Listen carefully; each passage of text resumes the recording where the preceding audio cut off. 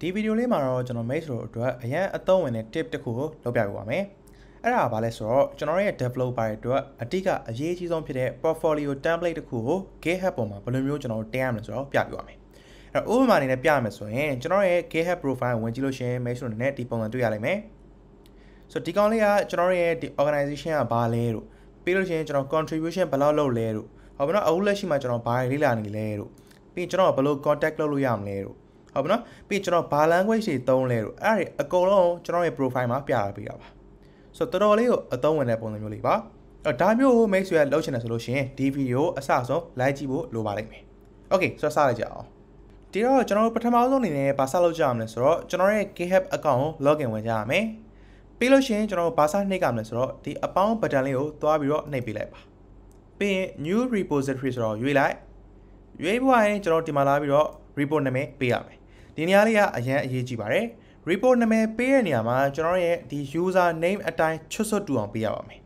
okay เนาะဆိုတော့ဒီနေရာလေးကဟာပဲကျွန်တော် copy ကူးပြီးတော့ရေးပေးလိုက်ပါ okay ဒါဆိုရင်မဲဆိုတွေ့တိုင်းပဲကျွန်တော်အောက်မှာလာပြီးတော့ alert တစ်ခုပြတယ် you found a secret တဲ့ကျွန်တော်ကအောက်ချိန်မှာဒီကောင်လေးကိုအသုံးပြုပြီးတော့ဒီ report နာမည်ဒါပေးလိုက်မယ်ဆိုလို့ရှင်ကျွန်တော်ရဲ့ Github profile မှာအဲ့ဒီ report သူကအလိုလျောက်ပြပေးပါလိမ့်မယ်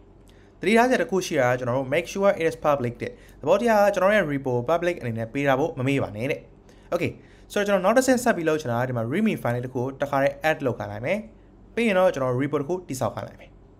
ဒါဆိုရင်ဒီကောင် default အနေနဲ့အုပ်ချမှာ hide တဲ့ဆိုပြီးထည့်ပေးထားတယ်သဘောတရားကအခုချိန်မှာကျွန်တော်ရဲ့ profile ကိုသွားပြီးတော့ကြည့်လို့ရပါပြီ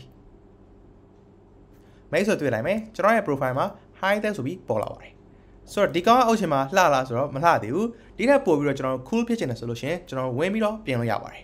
okay ဝင်ပြီးပြင်ကြည့်အောင်ဒါလေးကိုနှိပ်လိုက်ပါပြီးလို့ရှိရင်ကျွန်တော်အနေနဲ့ဒီမှာ Github ကလာပြီးတော့ကျွန်တော်တို့ comment ပိတ်ပြီးထားတဲ့ဟာလေးကိုယူသုံးခြင်းသုံးလို့ရပါတယ်ဆိုတော့ပြောချင်တာကကျွန်တော်ဒီကောင်လေးကိုဖြတ်ပလိုက်လို့ရတယ်ပြီးရင် make sure ဒီမှာ I am currently working on တို့ပြီးရင်ကျွန်တော်ဘာတွေ landing လုပ်နေလဲတို့ဟုတ်ပြီနော်ဆိုတော့ကျွန်တော်ဒီ main ကုန်းလေးတွေကိုကျွန်တော်ဖြည့်ထားပြီးတော့ပြလာပေးလို့ရပါတယ်okay နော်ဆိုတော့ထားပါတော့ကျွန်တော်တစ်ခုလောက်အိမ်စာပြရမယ်ဆိုလို့ရှင် I am currently working on ထားပါတော့ကျွန်တော်ဒီ company နာမည်လေးတစ်ခုကိုထည့်ပေးလိုက်မယ်ပြီးလို့ရှင်ကျွန်တော် commit change ဆိုပြီးနှိပ်လိုက်မယ်ဒါဆိုရင်ဒီကောင်လေးအကုန်လုံးအုပ်ချမှာကျွန်တော်ရဲ့ profile မှာတကယ်ပါသွားပါပြီ okay ဆိုတော့ကျွန်တော်ရဲ့ profile ကိုသွားပြီးတော့ကြည့်ကြည့်အောင်ဒါဆိုရင် mail ဆိုတွေ့လိုက်မယ်ကျွန်တော်ရဲ့ profile ကအစတော့နည်းလေးတော့ပိုမိုက်လာပါပြီဒီတော့ mail ဆိုရဒီလောက်နဲ့ကျင်းနေတဲ့ဆိုရင်လည်းရတယ်ဒါမှမဟုတ်ဒီထက်ပိုပြီးမိုက်ချင်တယ်ဆိုလို့ရှင်ကျွန်တော် mail ဆိုစပြီးတော့ generator တွေအသုံးပြုပြမယ်okay နော်အဲ့ဒါကဘာလဲဆိုတော့ကျွန်တော်တို့ Github readme profile generator ဆိုတဲ့ဟာလေးကိုရှာလိုက်ပါအပေါ်ဆုံးမှာဒီ website လေးကိုဝင်ကြည့်ပါဆိုတော့ဒါလေးကိုအသုံးပြုပြီးတော့ကျွန်တော်တို့ကအလွယ်တကူရနိုင်ပါတယ်အဲ့ဒီနေရာမှာကျွန်တော်တို့ file တွေဖြည့်စရာလိုအပ်တယ်ဒီနေရာမှာကျွန်တော်တို့ data တွေကအလိုလျောက်ကြိုပြီးဖြည့်တာမှာတော့မဟုတ်ဘူးမဲဆိုတော့ကိုယ့်ဘာကိုဖြည့်ချင်တာကိုဖြည့်ပေးရမယ်ဟုတ်ပြီနော်ဒီမှာ subtitle တွေကိုယ့်ဘာကိုပေးရမယ်ပြီးရင်ကျွန်တော်တို့ဒီမှာဗမာအလုပ်လုံးလဲလို့ပါတော့မဲဆိုကြိုက်တဲ့ဟာတွေလာပြီးထည့်ပြီးတော့ဖြည့်လို့ရပါတယ်ကျွန်တော်ကတော့မလိုတဲ့ဟာတွေမဖြည့်ဘူးဆိုတော့ကိုလိုတဲ့ဟာတွေကိုဖြည့်လိုက်ပါဖြည့်ပြီးသွားလို့ရှိရင်ကျွန်တော်တို့ဒီမှာထပ်ပြီးတော့ scale တွေပါထည့်လို့ရပါသေးတယ်ပြောချင်တာကကျွန်တော်ဒီမှာကြည့်ပါကျွန်တော်ရဲ့ scale တွေကဒီထားပါတော့ကျွန်တော်ကဒီ TypeScript ရတယ်တို့ JavaScript ရတယ်တို့ PHP ရတယ်တို့အဲ့ဒါဆိုလို့ရှိရင်ကျွန်တော်ဒီမှာ tick လေးလုပ်ပြီးတော့အဲ့ဒီ icon လေးကိုထည့်လို့ရပါတယ်ဆိုတော့အရင်မိုက်ပါတယ်ကိုထည့်ချင်တဲ့ icon လေးကိုလာပြီးရွေးပြီးထည့်လိုက်ပါဒီမှာလဲ search လုပ်ပြီးတော့ရှာလို့ရပါသေးတယ်ဒါတော့ PHP ဆိုပြီးရှာလို့ရှိရင် PHP ဆိုပြီးပေါ်လာမယ် okay နော်ဟုတ်ပြီအဲ့တော့ကိုကြိုက်တဲ့ဟာတွေဒီမှာလာပြီး front end development ဟာတို့ဟုတ်ပြီနော်ပြီး database နဲ့ဆိုင်တဲ့ back end development ဟာတို့ဒါတွေအကုန်လုံးကျွန်တော်တို့လာပြီးရွေးလို့ရပါတယ်ဆိုတော့ကိုကြိုက်တဲ့ icon လေးတွေကိုရွေးလိုက်ပါဆိုတော့ရွေးပြီးသွားလို့ရှိရင်ကျွန်တော်ဘယ်ကိုဆက်သွားကြမလဲဆိုတော့အောက်မှာကျွန်တော်ရဲ့ social link တွေကိုလည်းထည့်လို့ရပါတယ်ဒါဆိုရင်ဒီမှာကြည့်ပါဒါ Github နဲ့ဆိုင်တဲ့ link ပါအဲ့တော့ main ဆိုတာတစ်ခုတည်တာမှာ user name တွေကိုထည့်ဖို့တော့လိုအပ်ပါတယ်ဆိုတော့ထားပါတော့ Facebook ရယ်ဆိုပါစို့ကျွန်တော်ရဲ့ Facebook account နာမည်ကလှိုင်မင်းတန်ဒါပေမဲ့ကျွန်တော်ရဲ့ user name ကဘယ်လိုသွားလဲဆိုတော့ဒီလိုသွားပါတယ်ဆိုတော့ကျွန်တော်တို့ကဒီမှာ facebook.com ပြီးရင် // ဒီလိုလေးနှိပ်လိုက်လို့ရှိရင်ကျွန်တော်ရဲ့ account ရောက်ပါလိမ့်မယ်ဟုတ်ပြီနော်ဒါကတော့ကျွန်တော်ရဲ့ Facebook account နာမည်ပါမတူဘူးเนาะအဲ့တော့ main ဆိုရ user name ကိုလိုချင်တယ်ဆိုရင်အခုလိုမျိုး link ကနေပြီးတော့သွားယူလို့ရပါတယ်ကျွန်တော်တို့ဒီကောင်ကနောက်ကွယ်မှာအဲ့ဒီ link လေးကိုအလိုလျောက်ချိန်ပေးပါလိမ့်မယ်ပြောချင်တာကကျွန်တော်တို့ Facebook account ဆိုရင် Facebook icon လေးကိုနှိပ်လိုက်လို့ရှိရင်ကျွန်တော်ရဲ့ account auto ဝင်လာလိမ့်မယ်အဲ့ပုံစံမျိုးကိုသူကလုပ်ပေးမှာပါ okay နော်ဆိုတော့ဒီ link တွေကိုထည့်လို့ရှင်တော့လွဲလို့မရပါဘူး okay ဟုတ်ပြီဆိုတော့ကျွန်တော် social link တွေထည့်ပြီးသွားပြီကိုကြိုက်တာကိုထည့်ပြီးသွားပြီဆိုလို့ရှင်ကျွန်တော်တို့ဒီမှာထပ်ပြီးတော့ဘာတွေပြချင်လဲပေါ့ဟုတ်ပြီနော်ကျွန်တော်တို့ဒီမှာ top scale ကိုပြချင်တာတို့ပြီး Github stacks ကိုသုံးချင်တာလို့ကျွန်တော်ဒါလေးမသုံးချင်ဘူးဒါလေးကိုဖြုတ်လိုက်မယ်ပြီးလို့ရှိရင်ကျွန်တော် Twitter badge လေးကိုပြချင်တာတို့ဒါတွေလည်းရွေးလို့ရပါတယ်နောက်တစ်ခုမိုက်တာကဘာလဲဆိုတော့ mail ဆိုရထားပါတော့ ဒီ media မှာမဲဆိုရ blog တွေပါတင်လို့ရှိရင် media account ရှိလိမ့်မယ်အဲ media account ရှိလူတွေကဘာပဲထည့်လို့ရတယ်ဆိုတော့ကျွန်တော်ရဲ့ media မှာနောက်ဆုံးတင်လာတဲ့ post တွေကိုပါသူက dynamically ပြောင်းအောင်လုပ်လို့ရပါသေးတယ်ဆိုတော့ဒါလေးကိုမဲဆိုရ media သုံးတယ်ဆိုရင် tick လုပ်ဖို့လည်းမေ့ပါနဲ့ Okay ဟုတ်ပြီဆိုတော့ကျွန်တော်တို့ဥစ္စာမှာကျွန်တော်တို့လိုချင်တဲ့ template ကိုရလာပြီဆိုတော့ကျွန်တော် generate readme ဆိုတဲ့ button လေးကိုနှိပ်လိုက်ပါဒါဆိုရင်ဒီကောင်က readme file တစ်ခုကိုထုတ်ပေးလိုက်မယ်ဒါပေမဲ့လည်းသူလုပ်ပေးတဲ့ဟာလှလားဆိုတော့တိတ်တော့မလှဘူး preview ကိုသွားကြည့်ကြည့်ပါတိတ်တော့မလှပါဘူးဒါပေမဲ့ကျွန်တော်လိုချင်တဲ့အပိုင်းကဒီအပိုင်းကိုကျွန်တော်လိုချင်ပါတယ်ဟုတ်ပြီနော်ဒီအပိုင်းတစ်ခုလုံးကျွန်တော်သွားပြီးတော့ copy ကူးလို့ရတယ်ဆိုတော့ markdown center space ကိုပြန်သွားလိုက်ပြီးရင်ဒီကနေစပြီးတော့ကျွန်တော် copy ကူးမယ်ဘယ်ထိကူးကြမလဲဆိုတော့ကျွန်တော်ဒီမှာ language တွေ tool တွေနဲ့ဆိုင်တဲ့ icon တွေ PHP ကူးကြမယ်ဒီထိပါဆိုတော့ဒီအောက်ကတော့ကျွန်တော်ဒါ Github stats တွေပါနဲ့ဆိုင်တာလေးတွေပါဟုတ်ပြီနော်ဒါလေးတော့ကျွန်တော်မကြိုက်ဘူး Okay ဆိုတော့ဒါလေးကို copy ကူးပြီးသွားရင်ကျွန်တော်ဒါလေးကိုပိတ်လို့ရပြီပိတ်ပြီးသွားလို့ရှင်ကျွန်တော်ရဲ့ဒီကောင်လေးကိုသွားပြင်ကြအောင်ဆိုတော့ဒီမှာအကုန်လုံးကျွန်တော်ဖြတ်ပြီးတော့ထည့်ပေးလိုက်မယ်ပြီးလို့ရှင်ကျွန်တော် comic changes ဆိုတာကိုနှိပ်လိုက်ပါဒါဆိုရင်ကျွန်တော်ရဲ့ profile ကအုပ်ချမှာတော်တော်လေးကိုမိုက်တဲ့အနေထားကိုရောက်သွားပြီ Okayဆိုတော့ mail ကထပ်ပြီးတော့ double နေပါထည့်ချင်တယ်ဆိုပါလို့ဒါဆိုလည်းရပါသေးတယ်ဆိုတော့ double မှာတစ်ခါကျွန်တော်ထည့်ပါမယ်အဲ့ double မထည့်ခင်မှာကျွန်တော်တခုလိုတာကကျွန်တော်ရဲ့ double file ကိုလိုအပ်ပါတယ် Okay နော်ဆိုတော့ double file ကိုကျွန်တော် upload လုပ်ကြအောင်အဲ့ဘယ်နေရာမှာလုပ်လို့ရလဲဆိုတော့ကျွန်တော်ရှေ့ဝေးစဉ်းစားနေတယ်ကျွန်တော်ရဲ့ repo ထဲမှာပဲ double ကို upload လုပ်လို့ရပါတယ်ဆိုတော့ကျွန်တော်ရဲ့ Github repo ဝင်လိုက်ပါဒါကျွန်တော်ရဲ့အခုချိန်မှာသုံးနေတဲ့ Github repo ပါဟုတ်ပြီနော်အဲ့ဒီ repo ထဲမှာကျွန်တော်ဒီမှာ add file ဆိုတဲ့ဟာလေးကိုနှိပ်လိုက်ပြီးရင် upload file ဆိုတဲ့ဟာကိုနှိပ်လိုက်ပါဒီနေရာမှာကျွန်တော်ကြိုက်တဲ့ဓာတ်ပုံတွေကိုလာပြီးတော့ upload လုပ်လို့ရပါတယ်ဆိုတော့ကျွန်တော်တို့ဒီမှာသွားပြီးတော့ဓာတ်ပုံလေးတင်လို့ရပါတယ်ဒီပုံလေးကိုကျွန်တော်ရွေးပြီးတော့ open လုပ်လိုက်မယ်ဒါဆိုရင် तू က upload လုပ်နေပါပြီ Okay ဆိုတော့ဓာတ်ပုံတင်လို့ရပြီဆိုတော့ကျွန်တော် commit changes ကိုနှိပ်လိုက်ပါဒါဆိုရင်ဓာတ်ပုံ file လေးကိုရလာပါလိမ့်မယ် Okay နော်ဒီမှာကျွန်တော်ရဲ့ဓာတ်ပုံ file လေးရပြီအဲ့ဒီဓာတ်ပုံကိုဒီမှာလာပြီးတော့ link ချိတ်ပြီးလို့ရပါတယ် Okay ဆိုတော့ကျွန်တော်တို့ readme file မှာဒီဓာတ်ပုံတွေကို link ဘယ်လိုချိတ်ကလည်းမသိဘူးဆိုတဲ့ပြဿနာမရှိဘူးကျွန်တော်တို့မှာ Google ရှိပါတယ်ဆိုတော့ကျွန်တော်တို့ကဒီမှာ readme img ဆိုပြီးတော့ရှာကြည့်ရအောင် Okay ဆိုတော့ဒါလေးကျွန်တော်နှိပ်လိုက်မယ်ပြီးလို့ရှင်ကျွန်တော်တို့အသုံးပြုလို့ရတဲ့ဟာဒီမှာပါ Okay နော်ဆိုတော့ကျွန်တော်တို့ဒီကောင်ကို copy ကူးလာလိုက်မယ်ပြီးလို့ရှင်ဒီဘက်မှာလာပြီးတော့ထည့်ပေးကြည့်အောင်ဘယ်နေရာမှာထည့်မလဲဆိုတော့ကျွန်တော်အပေါ်ဆုံးမှာထည့်ပေးလိုက်ပါမယ်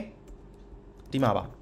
Okay နော်ဒါပေမဲ့ဒီနေရာမှာကျွန်တော်ထည့်ပေးရမှာကျွန်တော်တို့အနေနဲ့ဒီဓာတ်ပုံရှိတဲ့ပတ်လန်းကြောင်းဒီ URL link ကိုထည့်ပေးရမယ်ဆိုတော့ဓာတ်ပုံကဘယ်နေရာမှာရှိလဲဆိုတာမိတ်ဆိုသိပြီလားကျွန်တော်ရဲ့ repo ထဲမှာရှိပါတယ်ဒီမှာပါ Okay ဆိုတော့အဲ့ဓာတ်ပုံ link လေးကိုကျွန်တော်တို့ copy ကူးမယ်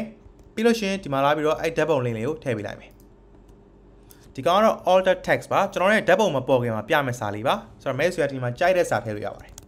ကျွန်တော်ကတော့ creative color ဆိုပြီးထည့်ပေးလိုက်မယ်ပြီးလို့ရှင်ရလားမရလားသွားပြီးစမ်းကြည့်အောင်ဒါဆိုရင် mail ဆိုတွေ့တိုင်းပဲကျွန်တော်ဓာတ်ပုံလေးလေးရပါပြီဆိုတော့ကျွန်တော်ရဲ့ profile ကိုတစ်ချက်လောက်သွားရှို့ကြည့်အောင် Okay ဒါဆိုရင် mail ဆိုတွေ့တိုင်းပဲကျွန်တော်ရဲ့ profile ကတော်တော်လေးကိုအဆင်ပြေတဲ့အနေထားကိုကြောက်သွားပြီ Okay ဆိုတော့ကျွန်တော်နောက်ဆုံးအနေနဲ့ထပ်ပြီးတော့ထည့်သွားချင်တာက Github stats ကိုထပ်ပြီးထည့်ချင်ပါတယ် Okay အဲ့ဒါလေးပိတ်လိုက်ကြအောင်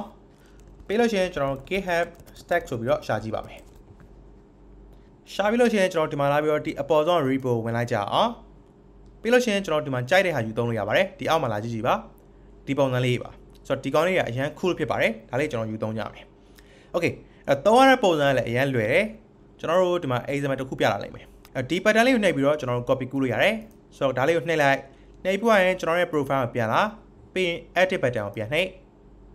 ပြီးရင်ကြိုက်တဲ့နေရာမှာထည့်လို့ရပါတယ်ကျွန်တော်ဘယ်နေရာမှာထည့်ချင်လဲဆိုတော့ကျွန်တော်ဒီ how to reach me ဆိုတဲ့အပိုင်းအောက်မှာကျွန်တော်ထည့်ချင်ပါတယ်ဆိုတော့ဒီနေရာလေးမှာကျွန်တော်ထည့်လိုက်မယ်ဒါပေမဲ့တစ်ခုသတိထားမှာ mail ဆိုရဲ့ Github stats ကိုပြချင်တာပါဒီတော့ကျွန်တော်ဘာလုပ်ကြမလဲဆိုတော့ကျွန်တော်ရဲ့ user name ကိုပြောင်းပေးရမယ်ကျွန်တော်ပြောခဲ့တဲ့အတိုင်းပဲ user name ကကျွန်တော်ရဲ့ URL ဘာမှရှိပါတယ်ဆိုတော့ဒါလေးကို copy ကူးလိုက် copy ကူးပြီးရင်ကျွန်တော်ရဲ့ user name ကိုဒီမှာလာပြီးတော့ထည့်ပေးလိုက်ပါ Okay ပြီးလို့ရှိရင်ကျွန်တော်သွားပြီးတော့စမ်းကြည့်လို့ရပြီ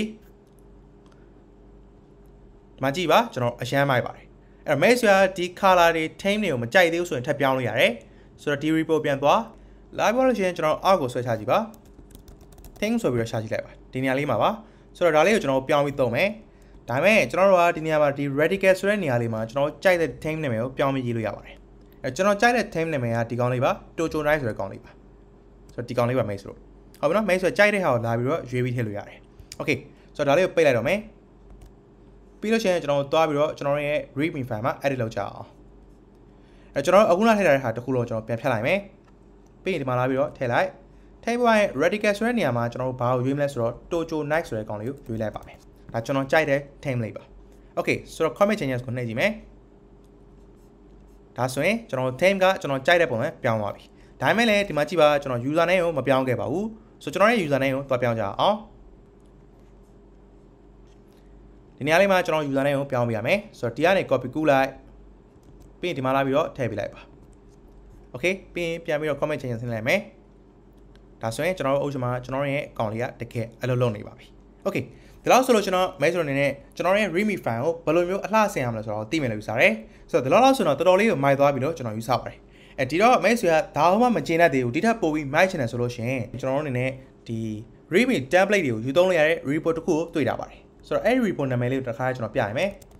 awesome readme template ဆိုတဲ့ကောင်လေးပါ okay ဆိုတော့ဒီ report လေးကိုလာပြီးသွားလို့ရှိရင် mail ဆိုတော့ကြိုက်တဲ့ဟာတွေဒီမှာလာယူသုံးလို့ရပါတယ်ဒီမှာကြည့်ပါဒါ code style ဆိုတာဒါ code တင်ရေးရတဲ့စာပုံစံမျိုးလေးနဲ့ readme file လေးပါဆိုတော့အဲ့ကောင်လေးလည်းသုံးလို့ရတယ်ဝင်ကြည့်အောင်ဒီပုံလေးပါဟုတ်နော်ဒါတော့ကိုယ့်အကြောင်းကိုကုတ်နဲ့ရေးပြီးပြတာတဲ့ပုံစံမျိုးပါဆိုတော့တခြားတွေကြည့်အောင်ဒါကြည့်ကျွန်တော်ကြိုက်တဲ့ဟာတွေလာယူသုံးလို့ရတယ်ဟုတ်ပြီနော်ဒီမှာထပ်ပြီးတော့ तू က theme တွေကအမျိုးမျိုးရှိသေးတယ်ဒါဆို short and sweet ဆိုလို့ရှိရင်ဒါကတော်တော်နဲ့ဒါလိုရင်းကိုပြတဲ့ဟာမျိုးပေါ့ဆိုတော့ဝင်ကြည့်အောင်ဒီမှာကြည့်ပါကျွန်တော် template တွေရှိပါတယ်โอเคနော်ကိုကြိုက်တဲ့ template ကိုကြိုက်တယ်လို့လာယူသုံးလို့ရတယ်ကိုကြိုက်တဲ့အပိုင်းတွေကိုကိုဖြတ်ထုတ်ပြီးတော့လာယူရင်လည်းရပါတယ်ယူရလဲလွယ်ပါတယ် raw ကိုနှိပ်ပြီးတော့ကျွန်တော်တို့ copy ကူးပြီးတော့ကြိုက်တယ်လို့လာဖြတ်ပြီးတော့ယူလို့ရပါတယ် okay ဆိုတော့ဒီလောက်ဆိုလို့ရှိရင် Maestro နဲ့ Maestro ရဲ့ Github readme profile ကိုဘယ်လိုအလှဆင်ရမလဲဆိုတော့သိမယ်လို့ယူဆတယ်ဆိုတော့ Maestro ရဲ့ portfolio ကိုကောင်းကောင်းလုပ်နိုင်မယ်လို့ယူဆပါတယ်okay ဆိုတော့ဗီဒီယိုလေးကိုအဆုံးထိကြည့်ပြီးတော့ကျွန်တော် Maestro တယောက်ချင်းစီကိုအထူးကျေးဇူးတင်ရှိပါတယ်နောက်ထပ်ဗီဒီယိုတွေမှာလည်းအခုလိုမျိုးအသုံးဝင်တဲ့ trick တွေကိုသင်ပေးသွားမှာဖြစ်တဲ့ကြောင့်ကျွန်တော်ရဲ့ channel ကို subscribe လုပ်ဖို့လုံးဝမမေ့ကြဖို့ပြောချင်ပါတယ်ဆိုတော့နောက်ဗီဒီယိုမှာကျွန်တော်တို့ပြန်ပြီးတော့တွေ့ကြတာပေါ့